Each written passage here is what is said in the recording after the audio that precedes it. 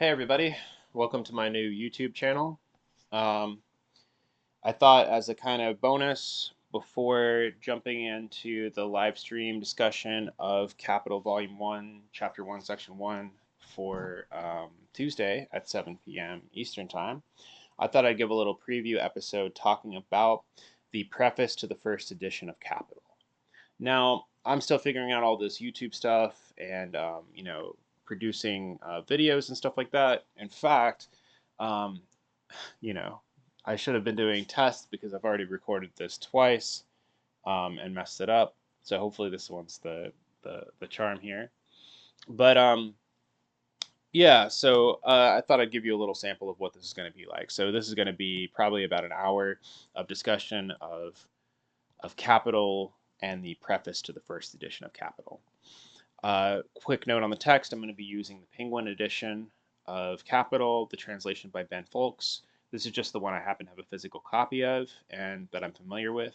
And then I also have my own trusty German copy right here, a pretty cheap German copy that I got off the internet to look up words in the original.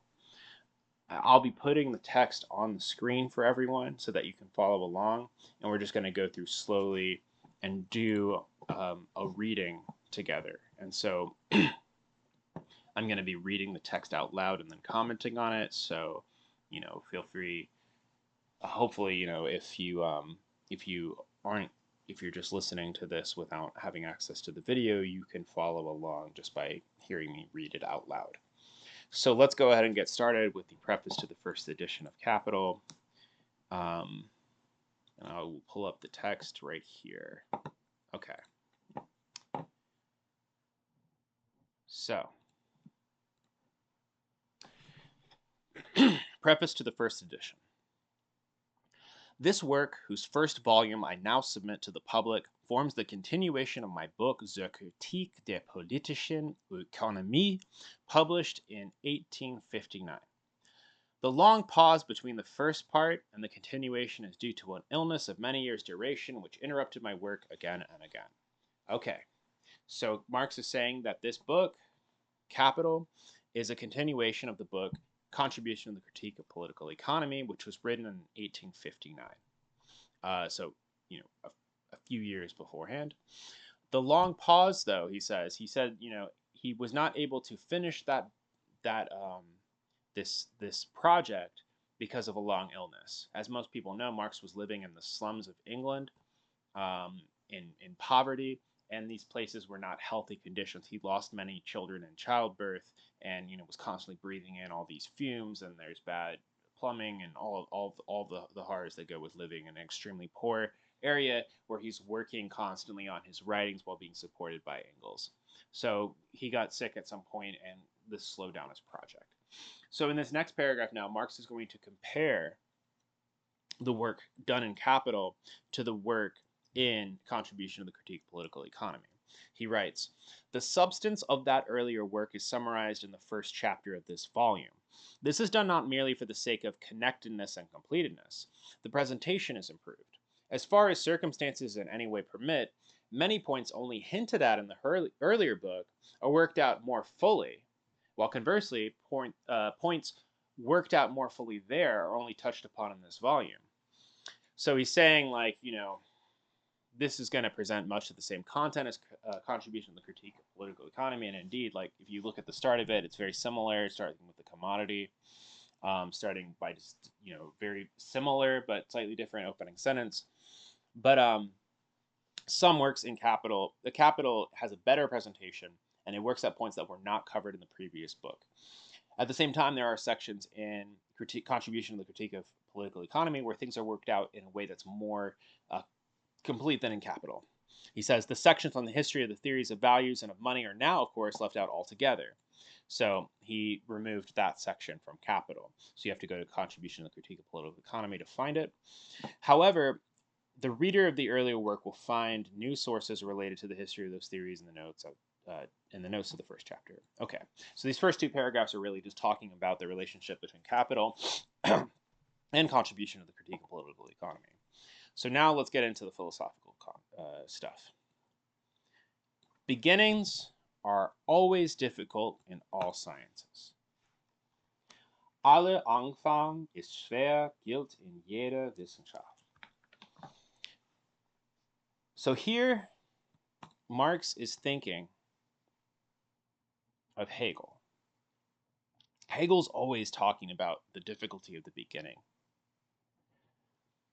For example, the phenomenology of spirit has a preface. And Hegel, throughout, and Kierkegaard makes a big deal out of this, thinks it's very strange. How can you write a preface to the system of science? Because if that system is complete, how can you add something to that system in the form of a preface, right? In the science of logic, similarly, Hegel's very concerned with what is the first concept that philosophy as logic can be, where should it begin? Hegel decides to begin with being, pure being, with indeterminate immediacy, because that's the most simple, the most abstract concept. And Marx, just like Hegel, as a dialectician, wants to start with something that's the most abstract, the most simple, and the most pervasive. A concept that he can begin with and build the foundations for building up an entire systematic account of capitalism. And so beginnings are difficult. And when Marx wrote the Grundrisse, he begins with a different beginning. He starts with the dialectical relationship between production, consumption, distribution, and exchange. This is where he thought he would start his analysis in Grundrisse. But Capital takes a different starting point. It starts from the commodity and production, distribution, production, consumption, distribution, and exchange. Those topics come up later in a higher level of analysis. But he wants to start with the commodity, because this is the pure and most abstract concept that can then articulate in a more developed form the rest of the structure. The understanding of the first chapter, especially the section that contains the analysis of the commodities, will therefore present the greatest difficulty. So, because the beginnings are so difficult, the commodity chapter is going to be very difficult, because it's going to be laying down this really essential framework for understanding the rest of the work. And, well, I'll get into that in a second. Let's keep reading. I've popularized the passages concerning the substance of value and the magnitude of value as much as possible. So Marx done some work to spread these ideas around, because Marx, and you notice this with a lot of Marxist philosophers, he wants ordinary people to be able to understand his ideas. He wants to write in a way that's popular and accessible. Now, that doesn't mean Marx doesn't engage in good writing and rhetorical flourish.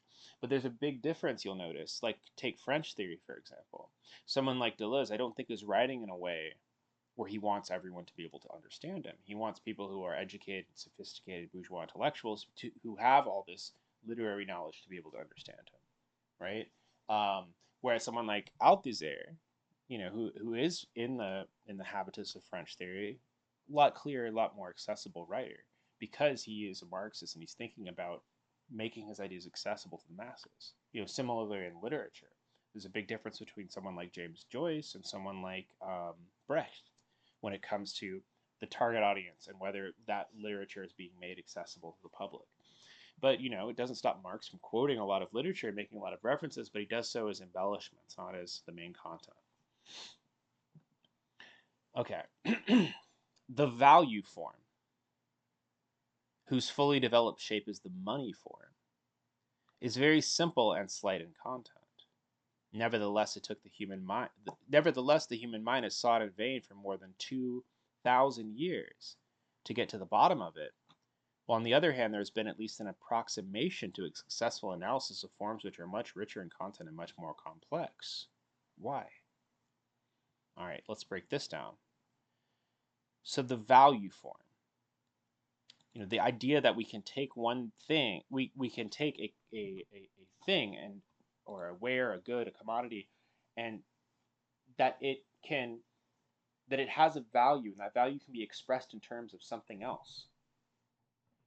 Whose fully developed shape is the money form, because money ultimately is the measure of value, right?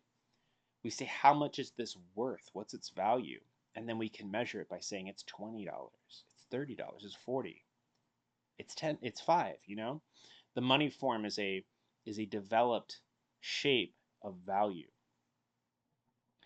The value form, Marx says, is very simple, very slight in content. Yet no one's been able to discover it until now, even though it's existed since the beginning of market economies. There's always been the value form. Sorry, value form theorists. I mean, you find an articulation of the value form as early as Heraclitus. All things, just as all things are traded for gold and gold for all things, so also all things become fire and fire are all things. He uses the value form as a basis for his ontology. Aristotle discusses the value form in detail in the Nicomachean Ethics and inquires into like what makes trades even. What are we doing when we say that this thing is worth this much of another thing? And so what Marx is saying is that the value form is very simple. That doesn't mean that it's easy to understand or that people were able to find it. Why? Because the complete body is easier to study than its cells.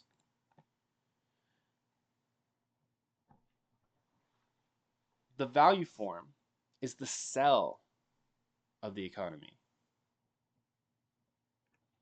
Just like the cell of the body is the most simple thing. Like, right, like you see it and like you learn about it in biology class, and a cell is like this little like circle with a squiggle, whatever, and like this thing feels very abstract to you. And it's difficult to move to really understand. Here is the basis of the cell, this thing that seems almost mythological, you know, unless you like get a microscope and actually see it. But we're going to understand the cell and its laws, and we're going to build up an analysis of how the whole body works. It's difficult to like think about the body on a cellular level. People understood all kinds of things about the body before they even knew cells existed. In fact, cells and cell theory was discovered only a decade or two before Marx is writing Capital. And Marx thinks this discovery is incredibly important. He says to Engels, Hegel would have loved cell theory. It's so dialectical. And, you know, cell theory is the idea that all bodies are made up of smaller cells, and that these cells, that all life is made out of these simple things called cells. And that all of the complex structures we have are based on the logic of this very simple cellular process, and that the cell can explain all these higher level things. And that the value form and the commodity is the cell of capitalism, is the cell that helps us understand everything that's built out of it. Moreover, in the analysis of economic forms, neither microscopes nor chemical reagents are of assistance. The power of abstraction must replace both. So to discover a cell, to discover the most simple ingredient of life, one has to zoom in using a microscope or use a chemical reagent to uncover it, to break things down into their cells. In the analysis of political economy, and in philosophy too, the microscope, as it were, is abstraction. This is what lets you look down into the components of the cells, the cell of the economy, into the value form, into the most simple basic laws and structures that make the economy function. What's abstraction? Abstraction, I think it's abstractare in Latin, means literally to draw out, to pull from. Abstraction is when you draw out a particular feature of a thing and disregard the rest of it. And abstraction can be a problem, right? If you think abstractly, this means you reduce things to just the abstract aspect, just the isolated aspect. There's an example, Hegel has an essay called Who Thinks Abstractly? And he talks about a murderer going to the gallows, and all these beautiful women are standing around, and they say, oh, wow, he's like Luigi, right? Like, he's a good looking dude. Man, this murderer, what a winning smile, what a six pack. And everyone's standing around going, don't you know he's a murderer? How can you say that? And Hegel says that's abstraction, because to them, all they see is murder, and they don't see everything else, including the things that are different from being a murderer, like him being beautiful. And maybe he was kind to his, neighbor or something, helped his elderly neighbor with her groceries, right? And that would seem, murder, evil, right? That would seem to contradict that. And people in reality are much more complex than how we reduce them to certain roles, right? And so thinking about someone as just a murderer and nothing else is a form of abstraction. Yet abstraction can also be powerful. And in dialectical philosophy, abstraction is the first step that you need to pull out something from the complex and diverse circumstances that it's in, to study it and to understand the laws. So a very simple example of abstraction is like we are all different people, yet we're all human beings. And so to say that we're all human is to draw something out that we have in common. And so Marx is trying to draw out the value form, to draw out this basic, simple structure that can then be used to understand the entire organism of capitalism, because it's all built off this cell. But for bourgeois society, the commodity form of the product of labor, right, the fact that the product of labor, instead of appearing as like something directly useful, appears as something to be bought and sold, or the value form of the commodity, that is the commodity that it enters into this relationships of exchange where it appears as having a value on a market, is the economic cell form. So it's not the value form, and the commodity is not the cell form of all societies, but it's the economic cell form for bourgeois society. To the superficial observer, the analysis of these forms seems to turn upon minutiae. In fact, it does deal with minutiae, but so similarly does microscopic anatomy. Now, there's something very Hegelian about this too, because like Hegel wants to start with the most simple, being, pure being. But what is being? I mean, Heidegger wrote like 90 fucking volumes on this topic, and right, like still like not entirely clear on what it is, right? So just because being is the most simple and the most abstract doesn't mean it's the clearest and most easy to thing to be to understand. Similarly, in the phenomenology of spirit, which deals with cognition and knowing, Hegel begins with sense certainty. This basically this claim that all we can know is the here and now. Now, it's the most simple type of knowing, but that doesn't mean it's not weird and that this chapter isn't difficult to understand. And similarly, the commodity is the most simple unit, the most simple cell of every economic relationship under capitalism. But precisely for this reason, it's the most difficult chapter, because it's the just because something is simple, it like something itself is simple doesn't mean that the simple thing can be understood, right? You look at a cell, a drawing of a cell in a biology textbook, and I didn't study biology a whole ton growing up, but it's something that's very strange to look at that and be like, oh, this is what all like living things are made of, and to actually visualize how you get from that small cell to the whole organism. And so something like the cell seems very strange and mysterious and removed from the living things we encounter when going on a walk in nature, right? Because just because something is the most simple doesn't mean it's the most accessible or easy to understand.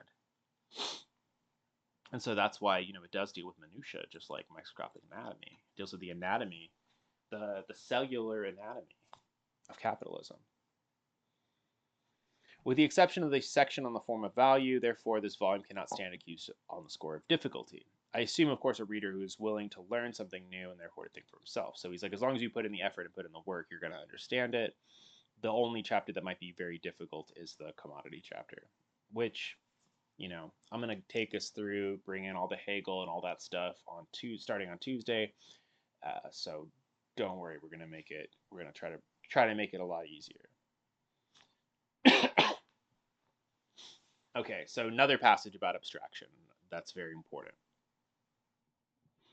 The physicist either observes natural processes where they occur in their most significant form, or are least affected by disturbing influences, or wherever possible, he makes experiments under conditions which ensure that the process will occur in its pure state. So, When a physicist observes natural processes, they focus on the most common cases of this process, the most familiar and usual examples. And they also focus on observing them in conditions where they're not going to be disturbed by a lot of outside factors. And the whole idea of an experiment is creating conditions where something occurs in a pure state. Now,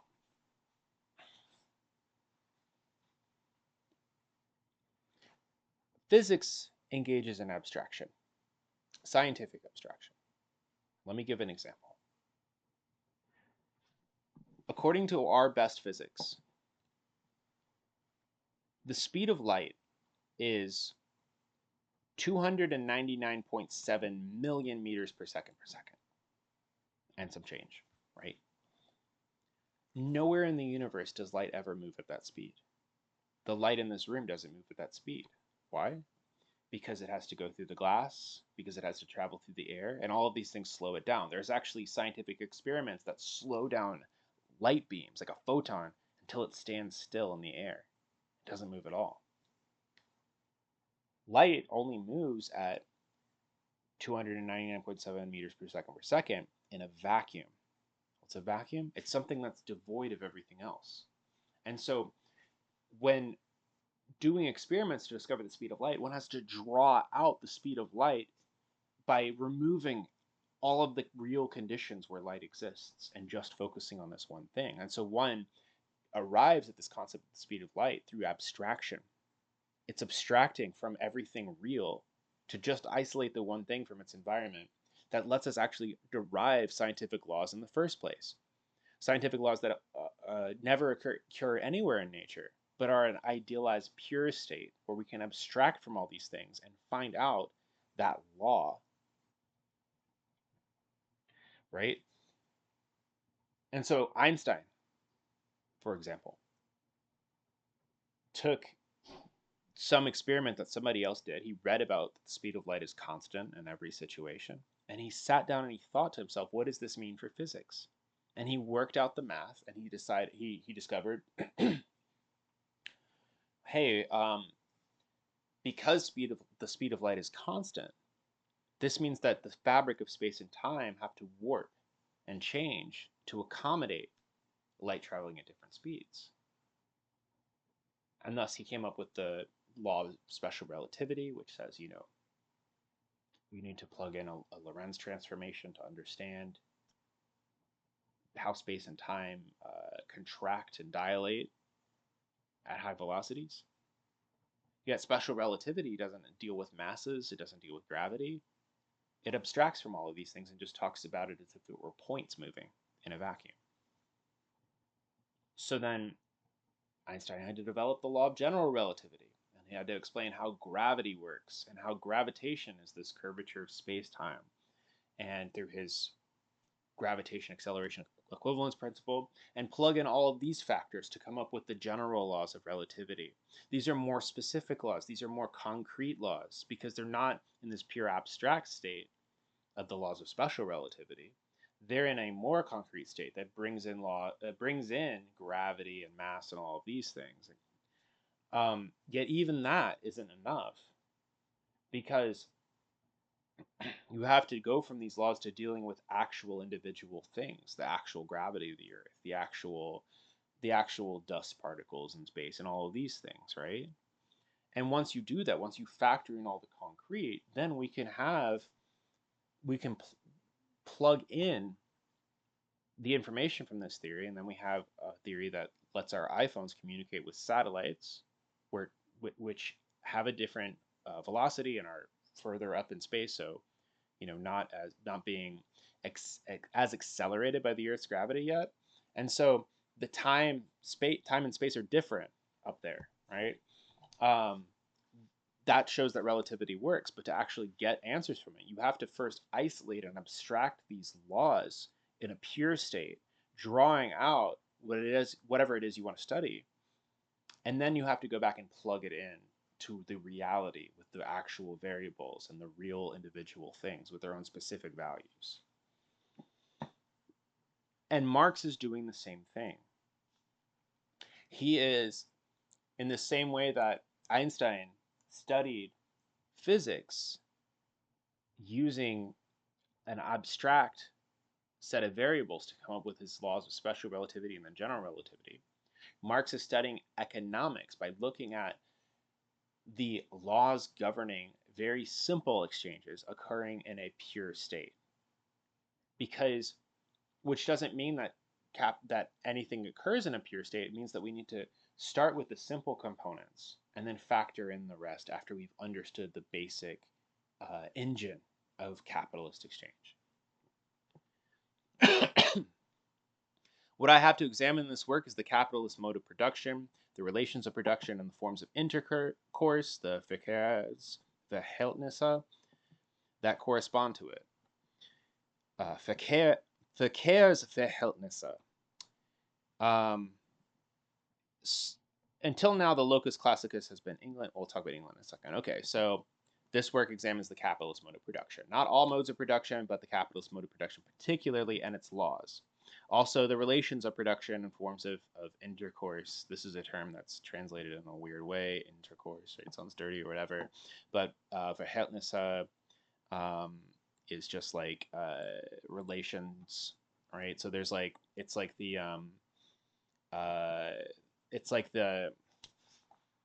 forms of how people relate to each other under capitalism, as well as the specific relations of the capitalist, workplace, alongside the mode of production, which can sometimes refer to the whole thing, but also specifically the raw materials,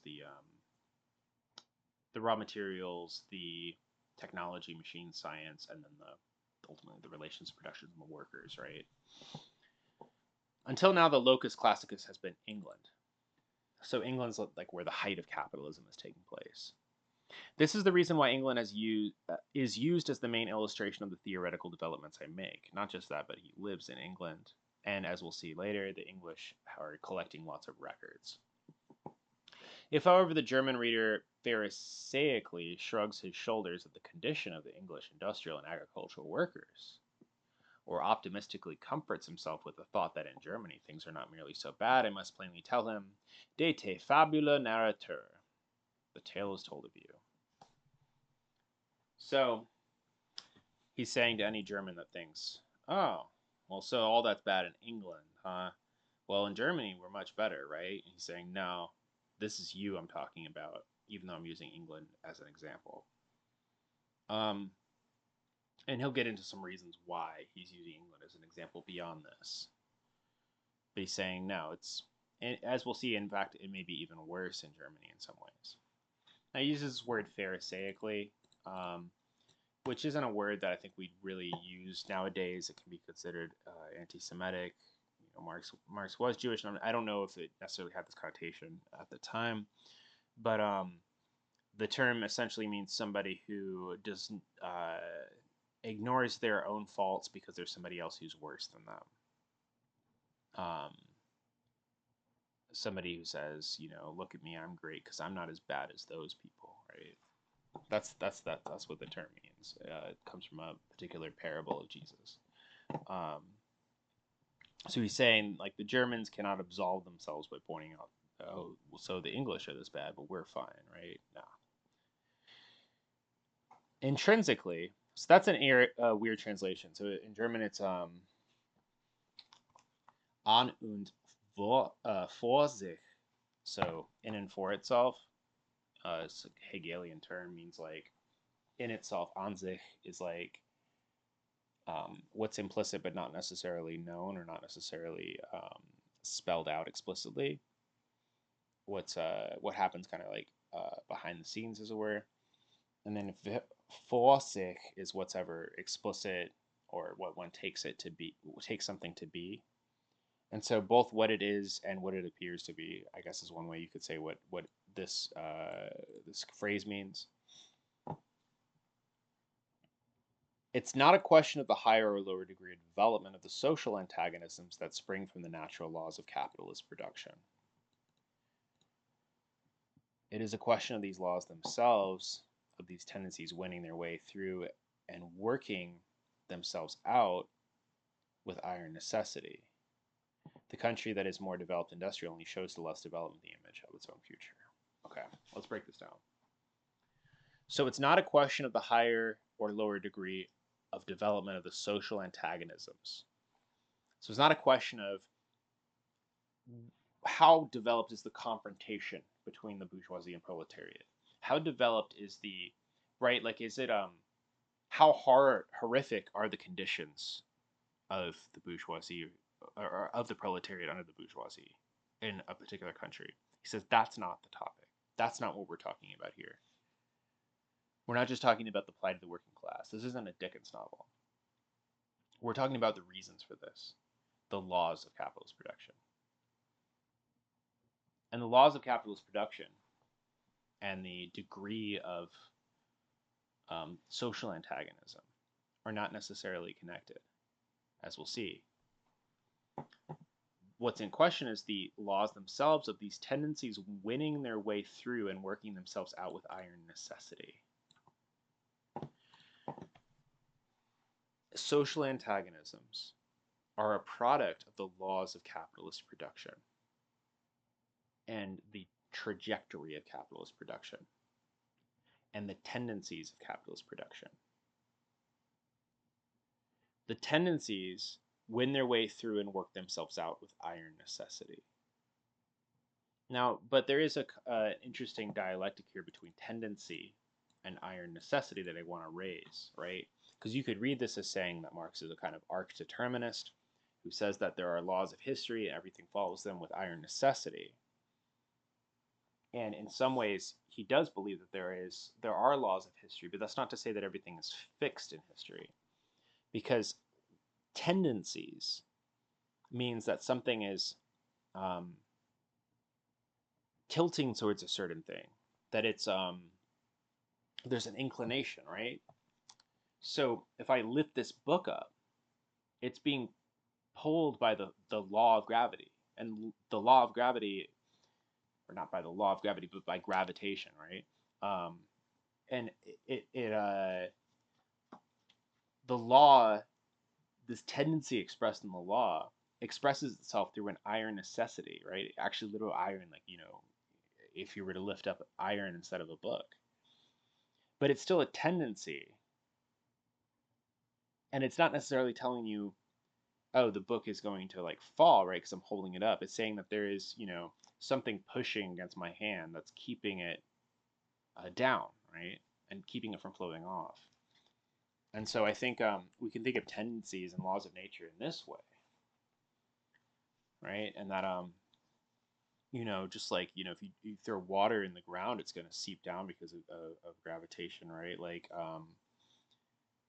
and with iron necessity, which doesn't, but that's a tendency that's still present in the water, even if it's in a bowl, right? And so I think you can understand tendency in a way that's deterministic without being fatalistic. And that by uncovering contradictions, we can see that capitalism is pushing in certain directions and that these contradictions have to resolve themselves, but how they resolve themselves might be, not set in stone. All right? Capitalism has a tendency that's pushing us towards environmental disaster. That doesn't mean that we are fated to necessarily have a environmental disaster, because we will hopefully change things. But that tendency is acting with iron necessity. And one thing's going to have to go, either our current energy production or us, at which point the energy production will go too, right? Because we won't be around to make it. But then we get to this next line. The country that is more developed industrial only shows the less developed the image of its own future. And this is something we might criticize. This is like a kind of stageist model, and there's a problem with it. Now, what he's saying is that, okay, Germany, you don't think you're as bad as England, but the laws of capitalist accumulation are pushing you in a direction where you're going to be you're going to develop industrially in a similar way. Like, you're going to need to keep up, you're going to need to develop your industry. But what's missing here is that this is analysis that is only focused on Europe. He's only taking Europe into account, and he's not taking into account the uneven development and intentional underdevelopment of colonized countries. To some extent, because he's not talking about capitalism in its imperialist stage. In the imperialist stage of capitalism, there's actually an attempt of the imperialist powers, especially in neocolonialism too, to actually purposefully halt the development of neo-colonies and colonies to make possible the continued exploitation of these countries through that underdevelopment. And so that's a contradiction. Imperialism uh, and the imperialist stage of capitalism is not something that Marx is aware of yet, because it's before Lenin. This stuff hasn't happened. But we need to think about that when thinking about lines like this about development. Now, he does say image of its own future. He doesn't say its own future, right? So even in an underdeveloped country, there might be an image of its future from a developed country, that it imagines its future. The word image here is build. So that might be a way to save it, but I think Marx is a little bit too focused on Europe in this particular analysis, and that Marx is not thinking about, he's not foreseeing the way that colonialism is going to play out, and the way that the global South is really going to be the location of most socialist struggles. He's not aware that thinking about that at this time, and he maybe starts thinking about it later. But in any case, and apart from all this, where capitalist production has made itself fully at home amongst us, for instance, in the factories properly so called, the situation is much worse than in England because the counterpoise of the Factory Acts is absent. So what he's saying is this is, it's not whether or not the workers are treated more harshly that tells us whether or not capitalism and industrial capitalism has advanced, because he thinks that in Germany the condition of the working classes in many ways is worse than in England, because England has passed the Factory Acts, which protect the rights of workers, at least to some degree, if they're enforced, and there's all ways around them, and he talks a lot about that. But this is not a result of the progress of capitalism. This is a result of the class struggle produced by the spread of capitalism in England. So through class struggle, the workers have fought back against this industrial capitalism and pushed for the Factory Acts. So there's something about capitalism being more advanced, meaning that the class struggle itself is more advanced. And so it's wrong to look just at social antagonisms as indicating the degree of capitalism, that you have to actually look at the development of capitalist production itself. In all other spheres, just like the rest of continental Western Europe, we suffer not only from the development of capitalist production, but also from the incompleteness of that development. Alongside the modern evils, we are oppressed by a whole series of inherited evils arising from the passive survival of archaic and outmoded modes of production, with their accompanying train of anachronistic social and political relations. We suffer not only from the living, but from the dead. Les morts saisit le vif. My best attempt at French there. Okay. So what he's saying is that not only can the development of capitalist production cause suffering, but the incompleteness of that development can cause suffering. And the incompleteness of the development of working class movement to fight for better conditions. And on top of that, there are these inherited evils, alongside the modern evils, right? Oh, I thought Marx didn't moralize evils. Oh. Marx also has a rhetorical flair for the dramatic, right?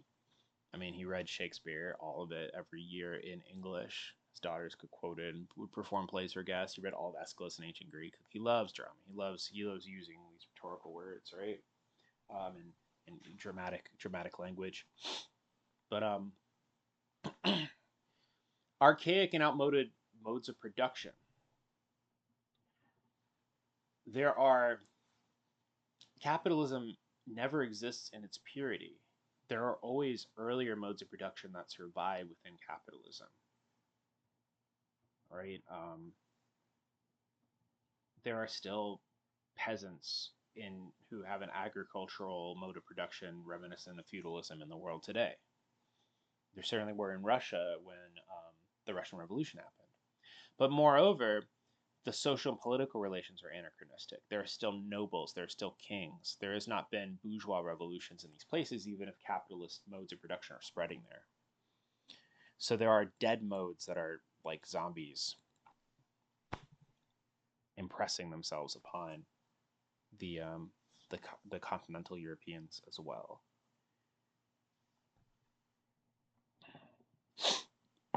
The social statistics of Germany and the rest of continental Western Europe are, in comparison with those of England, quite wretched. But they raise the veil just enough to let us catch a glimpse of the Medusa's head behind it.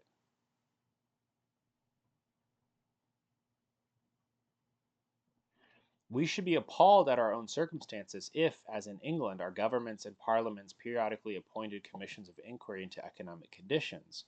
If these commissions were armed with the same plenary powers to get at the truth, if it were possible to find for this purpose men as competent, as free from partisanship and respected persons as are England's factory inspectors, our medical reporters on public health, our commissioners of inquiry into the exploitation of women and children, and the conditions of housing, nourishment, and so on. Perseus wore a magic cap so that the monsters he hunted down might not see him. We draw the magic cap down over our eyes and ears so as to deny that there are any monsters. Now, anybody with the background in ancient Greece who wants to go into the Perseus myth here, in the comments, please do so. I don't know this particular myth, but the idea is that conditions in Germany and continental Europe already seem pretty bad, but I mean, imagine how bad they would be if they would spend as much time reporting them and collecting all these statistics about them like they do in England. And so, it compares it to like somebody playing peekaboo. It's like, you can't see me because I can't see you, right? We're hiding the truth from ourselves about how deplorable these conditions are. That's what he's saying. Now we get to a really interesting passage, one that I'm not sure exactly about. So, but let's take a stab at it. Let us not deceive ourselves about this. Just as in the 18th century, the American War of Independence sounded the tocsin, that's like an alarm bell, for the European middle class, so in the 19th century, the American Civil War did the same for the European working class. Okay, so he says American War for Independence, not American Revolution. Okay, so take that. Right? But yeah, so he sees that like the European middle class hear about this life, liberty, and pursuit of happiness stuff, and they decide, they hear this as alarm bells, meaning like let's take action, do the French Revolution, bourgeois revolution, things like that. But he says the American Civil War is the rally that does the same for the European working class, which is really interesting. And this preface is written 2 years after the American Civil War. And, Du Bois sees the American Civil War and the Black Reconstruction as a dictatorship of the proletariat. He understands this as class struggle. Marx wrote a letter to Abraham Lincoln expressing solidarity with the struggle of the North against the South, saying that the working people in England are behind Lincoln and his attempt to end slavery. English workers in cotton factories went on strike in solidarity with the black slaves in the United States during the Civil War. They said, we're not going to be we're going on strike because we want to strangle the cotton economy of the South to help our fellow workers who are enslaved. Now, this I think is a great testament to international solidarity, because these workers, for sure, going on strike is not easy. And they could have been like, well, that's not my problem, They were in some ways benefiting from slavery, right? They had jobs that were better than slaves because of these cotton coming in, and they said no. the slaves in America are workers just like us, so we're going to go on strike for them. We're going to go on strike fighting for the rights of enslaved workers in the United States. And, I think it would be amazing if we had that kind of solidarity today. If we, what if American workers saw undocumented immigrant workers as their fellow comrades and went on strike and fought for them to have fair and equal wages? Because undocumented workers are part of the American workforce. Right? They're not anything other than that. It's not even international solidarity at that point. It's national. It's solidarity with people in your same country, same economy. But similarly, what if workers in the United States went on strike for the poor and underpaid workers who make most of the things that we consume? What if American workers went on strike for Gaza? That kind of international solidarity is something you don't see every day today. But during this time period, during the Civil War, there was that kind of international solidarity, and that's what Marx seems to be talking about here. In England, the process of a transformation is palpably evident. When it has reached a certain point, it must react on the continent. So I think another side of this, like he's also talking about how everything's being transformed into wage labor, into industrial proletarian labor.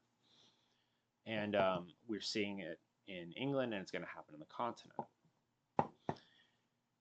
There it will take a form more brutal or more humane according to the degree of development of the working class itself. So he's saying that when industrial capitalism fully spreads to continental Europe into Western Europeans and all of this, it's going to be, it could be as brutal as in England, or it could be more humane, and this depends on how organized the working class themselves are. They're going to fight for better working conditions during these transitions. Apart from any higher motives, then the most basic interests of the present ruling classes dictate to them that they clear out of the way all the legally removable obstacles to the development of the working class. For this reason, among others, I've devoted a great deal of space in this volume to the history, the details, and the results of the English factory legislation. One nation can and should learn from others, even when a society has begun to track down the natural laws of its movement, and its ultimate aim of this work is to reveal the economic law of motion of modern society. It can neither leap over the natural phases of its development, nor can remove them by decree, but it can shorten and lessen the birth pangs. So, this is a very interesting passage. So he's basically saying, like, here are the working laws of the factory legislation in England, and this study is like, so you can make the transition to capitalism more humane, and so that workers know what kinds of laws they can fight around, and so that they can debunk the arguments of the reactionaries who try to keep their conditions even more horrific to maximize their profits, right? With like, what's the guy? It's like Smith or something like that. The guy who's like insists that there's this like 13th hour that he makes all of his money, right? So you can deal with those assholes. But then there's this line that even when a society knows the laws of history, which is what this book is about, the laws of capitalism at least, it can neither leap over the natural phases of its development or remove them by decree, but it can shorten or lessen the birth pangs. So he's saying you can't transform society just by a law. You can't just seize state power and say, okay, now communism. You have to go through the steps. You have to develop the capacity, the industrial capacity to support communism. Right? And we've seen this in the history of actually existing socialism as well. To prevent any possible misunderstandings, let me say this. I do not by any means depict the capitalist and the landowner in rosy colors. So he's saying like, okay, yeah, they're the bad guys of this book. But individuals are dealt with here only insofar as they are the personifications of economic categories, the bearers, the Träger, of particular class relations and interests.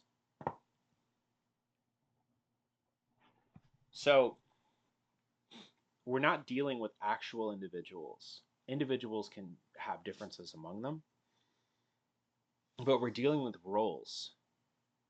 The landowner or the capitalist is a social role that someone plays, and that class has a certain relationship to other classes by virtue of the class that it is and the role that that person plays. And that class has interests that correspond to its role, regardless of what the individual within this position does of conscience or otherwise. My standpoint from which the development of the economic formation of society is viewed as a process of natural history can less than any other make the individual responsible for relations whose creature he remains, socially speaking, however much he may subjectively raise himself above them. Two things. So first, it's not the individual who's responsible for these relations. It's a structure and it's a role. No matter what you do, no matter what you subjectively say or think, or how you subjectively try to be a good capitalist, be a good landlord, you still have that role at the end of the day, and you still have the same class relations and class interests. Now, what Marx is saying is like, a lot of people don't want to hear this, but like, there's a difference between a nice landlord and a crappy landlord. That's just like facts, right? Every one of us would rather have a landlord who's, nice to you, lets you, be a little late on the rent, comes and sends somebody to fix all of the things that are breaking the place, maintains everything, lets you use the pool, all that stuff, right? As opposed to a landlord who doesn't fix anything, who comes into your house when you're not there and like fucks around with stuff. Like, you could have a really horrible landlord. And these are different subjective factors, right? That have to do with the individual. But god damn it, they're still a landlord, right?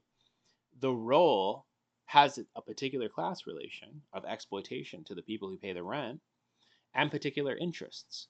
And those don't change, regardless of who is the Träger, the bearer of the role.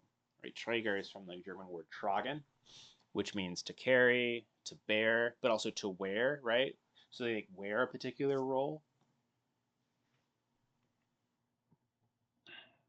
And so, right, it's not about individuals. It's about the roles that people play, and it's about the class roles and the logical structure behind those roles. This is something Hegelian too, right? Like, so Antigone is in the phenomenology of spirit.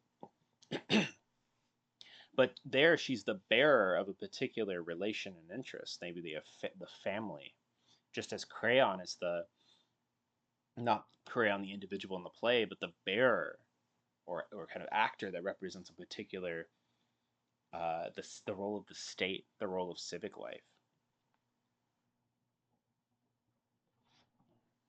In the domain of political economy, free scientific inquiry does not merely meet the same enemies as in all other domains.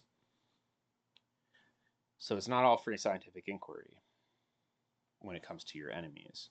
The particular nature of the material, or the peculiar nature of the material it deals with, summons into the fray on the opposing side the most violent, sordid, and malignant passions of the human breast, the furies of private interest. So when you're writing about political economy, people aren't just coming after you because they disagree with you, but because you're exposing how capitalism works, and they don't want you to do that because they want to keep making money. The established church, for instance, will more readily pardon an attack on 38 of its 39 articles than on 139th of its income. Nowadays, atheism itself is a culpa levis, a venial sin. I think that's like a forgivable sin. I'm not Catholic, never have been, even though I do teach at a Catholic university. But I'm not Catholic. I don't know much about it. I'm not versed in Catholicism, but I think that's what that is. So atheism itself is a culpa levis, as compared with the criticism of existing property relations. Atheism, that's fine, but don't start talking about getting rid of private property. The Catholic Church, even to this day, despite having Catholic social teaching and different popes wanting to appear more socially progressive on labor issues, the Catholic Church condemns communism and condemns anyone who suggest abolishing private property. Nevertheless, even here, there is an unmistakable advance. I guess in the church he's talking about. I refer as an example to the Blue Book published within the last few weeks, correspondence with Her Majesty's missions abroad regarding industrial questions and trades unions. There, the representatives of the English crown in foreign countries declare in plain language that in Germany and France, in short, in all the civilized states of the European continent, a radical change in the existing relations between capital and labor is as evident and inevitable as in England. So apparently this is some report by some mission or something like that. So that's like what he's playing on here. If anyone knows more about that, I know the philosophy side pretty well. I don't know the history side as well. So if you have, anything about that to add, just add that in the comments. At the same time, on the other side of the Atlantic, Mr. Wade, Vice President of the United States, has declared in public meetings that after the abolition of slavery, a radical transformation in the existing relations of capital and landed property are on the agenda. So I don't know much about this either, so anybody who has very good knowledge of U.S. history, please comment about this. But remember that Marx is writing this in 1867, which is 2 years after the Civil War, and during this time period we have radical Reconstruction. So I think Mr. Wade is Andrew Johnson's vice president, and Johnson he got impeached at one point. So he was Lincoln's vice president during Lincoln's term when he ran during the Civil War. He was from the Chattanooga area, I think, in Tennessee. But he was while he was a Southern Democrat, he was not pro-Confederacy because he was, I think, part of farmers who couldn't afford slaves, or his interest group or something like that. And Lincoln basically wanted to make sure that he could get reelected. With the Northern Democrats being opposed to the Civil War, seeing it as Mr. Lincoln's war to free slaves that they didn't necessarily care about. And so I'm not sure what the specific reference is to, but and so if anybody knows, please add this in the comments. But as Du Bois talks about Reconstruction, the period after the Civil War until the counter-revolution of 1877, or it's called the Compromise of 1877, because during this time, black people were able to take power. They were able to take power in their senates and their governments, and even in the federal government, and they were allowed to push through radical legislation. And the radical Republicans had a supermajority, so they could override Andrew Johnson's veto. And so, maybe there was, some more radical ideas about the transformation of property around this time that Marx is thinking about, writing this 2 years after the Civil War. So if anybody knows more about that, please add this in the comments, and I'll put it in the bonus episode. These are signs of the times, not to be hidden by purple mantles or black cassocks. I don't know the historical reference here, so maybe somebody who knows the history better can point that out. They do not signify that tomorrow a miracle will occur.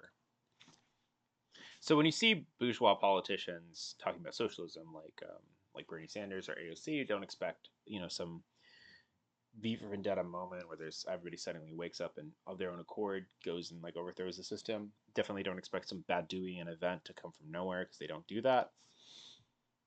But what should we do to make sense of this? They do show that within the ruling classes themselves, the foreboding is emerging that the present society is no solid crystal, but an organism capable of change and constantly engaged in a process of change. So the ruling classes know that the times are changing, and so that's why we hear that language from them. The biological metaphors are important here. So we'll see this more in the book when he talks about the capitalism as a metabolism that moves labor around and changes the forms of labor through exchange. But importantly, this organism is not a solid crystal. There is crystallization as a concept in some early cell theory, but it's a growing organism. and it's an organism capable of change, and it's constantly changing. And this is the truth of dialectical materialism. Everything's constantly changing into new forms. And just like, Darwin sees the forms of animals changing over time, Marx sees the forms of society changing over time, and this is happening through laws.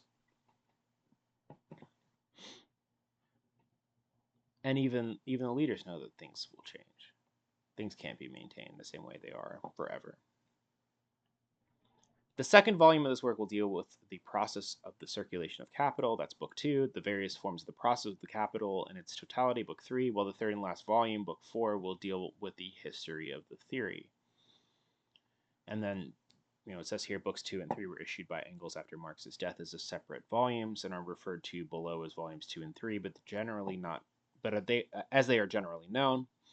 This would have made book 4, volume 4, but the manuscript for this was eventually published by Kautsky as Theories of Surplus Value, right? So I think most people know that, but that's what we ended up having, not the plan. I welcome every opinion based on scientific criticism. As to the prejudices of so-called public opinion, to which I have never made concessions now as ever, my maxim is that of the great Florentine, Dante. I can't read Italian, so I'm going to read it in English. Go on your way and let the people talk. And that's apparently an alteration of something from the Divine Comedy, Purgatorio, Canto 5, line 13. So that's the whole preface. A lot of interesting stuff in here. A lot of stuff that's important for later discussions. Right, so we have this discussion at the beginning, this discussion of abstraction, the power of abstraction, the commodity form, the commodity form as the cell of capitalism, and this whole thing of cell theory, and that's going to come back, as is the metabolism and all of these things. We have this discussion of how physics engages in abstraction, how it looks at things in a pure state, how this relates to the capitalist mode of production. We have stuff about why he's talking about England, but how it also applies to Germany. We have stuff about how it's not just the social antagonisms and their degree of development, but it's the laws of capitalist production that push these things forward and push these social antagonisms forward. We talked about the tendencies and the necessity, and this is something, this is a debate. You need to figure this out. What's the relationship between the laws of capitalism and their iron necessity? And, is this fatalism? Is this some kind of teleology? Or is it more like a tendency that pushes things, a softer teleology? There's this discussion of development and stagism, and I pointed out some of the problems with this when we're dealing with capitalism in the 20th century and maybe even the 19th century due to the problems of intentional underdevelopment and imperialism. And then, there are other issues with stagist ways of thinking about things. But I talked about some different ways we can read this too.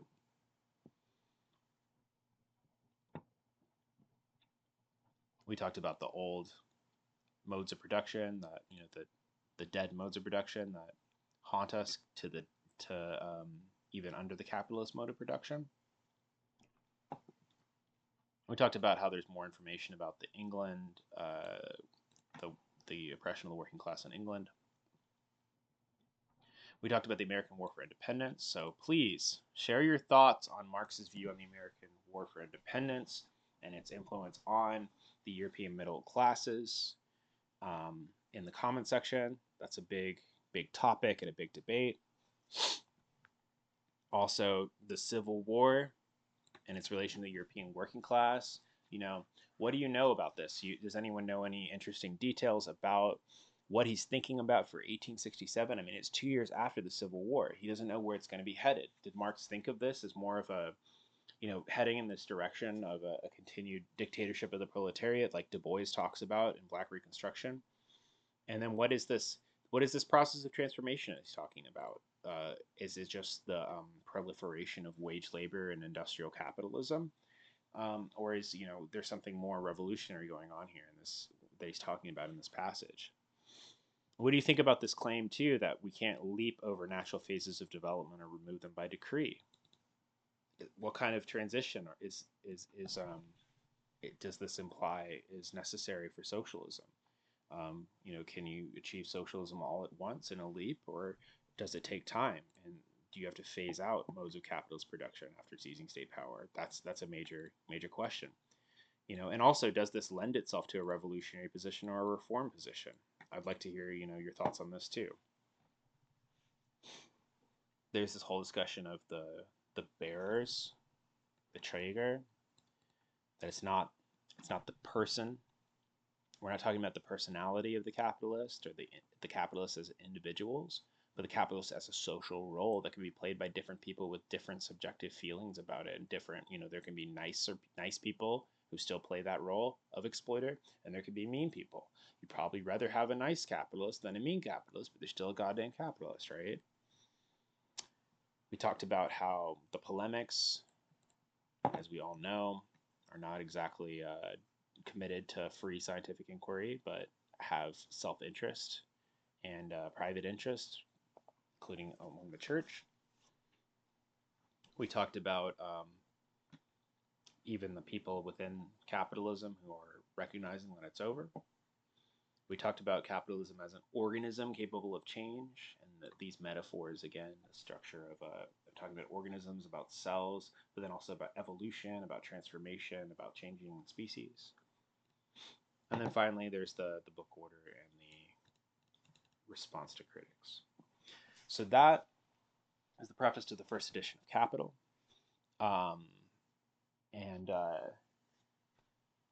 Yeah, that is an example of how we're going to be, how these readings are going to work.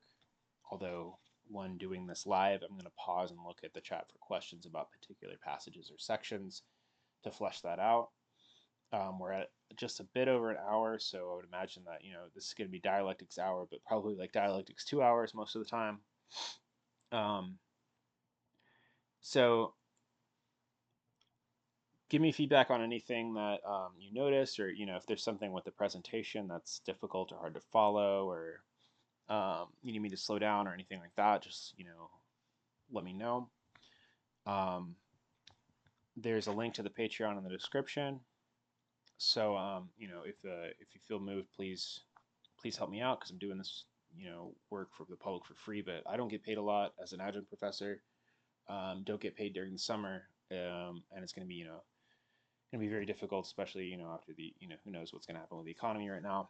So any help's appreciated. And for Patreons, I'm going to do bonus episodes where I'm going to go back and look at each of these things and go back and address some of the questions that we have come up, found during our discussions, and do those as bonus episodes.